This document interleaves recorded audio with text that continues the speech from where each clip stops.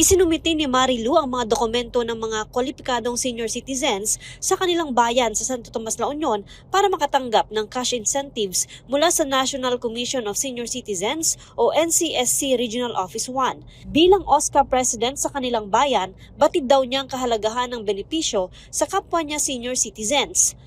Rigat ti panabiyag kami tatan, ma'am. Santo, adom dagiyay senior citizens nga awan na talaga ti asahan da. Uray ka dagi ti anak da, lalo dagiyay manalo nga makitaltalon lang. Ti isubat ti ado di ay kan dagiyay mangalap nga makikukuamat lang ti sabali nga adakas da amo da katakas jay wan. Oo. Caretaker da na. Wan. Oo. So nga narigat jay rigat nga talaga ti biyag. Base sa tala ng NCSC Regional Office 1, nasa 12,106 na senior citizens ang kabilang sa benepisyaryo ng milestone benefits para sa first quarter ng taon. Nagumpisa ang pamamahagi ng cash gifts noon pang March 4, 2025 at inaasahang matatapos ang nasabing batch hanggang April 10, 2026. Yung mga milestone agers po natin ay age 80, 85, 90, 95. At yung centenarian ho natin na 100 years old. Opo, sa 80, 85, 90, 95 po, 10,000. And for 100 years old po, 100,000. Yung mga may gusto po na pumunta sa ating venue, payout venue, is maaari pong pumunta. Pero yung mga sickly and bedridden po natin, ay pinupuntahan po namin yan ng personal.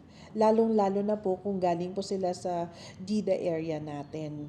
And kung hindi man po namin sila mapuntahan, meron po kasing tumatawag agad sa amin na they will be represented by their relatives po. And that is allowed din po.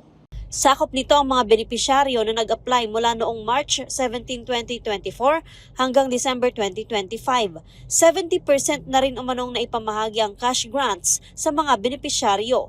Pagkatapos nito ay posible na ring simula ng pamamahagi ng cash incentives para sa mga nag-apply ngayong taon. And we are hoping po sana na kapag you are a milestone agers, age 80, 85, 90, and 95, please apply already 3 months prior to your birthday.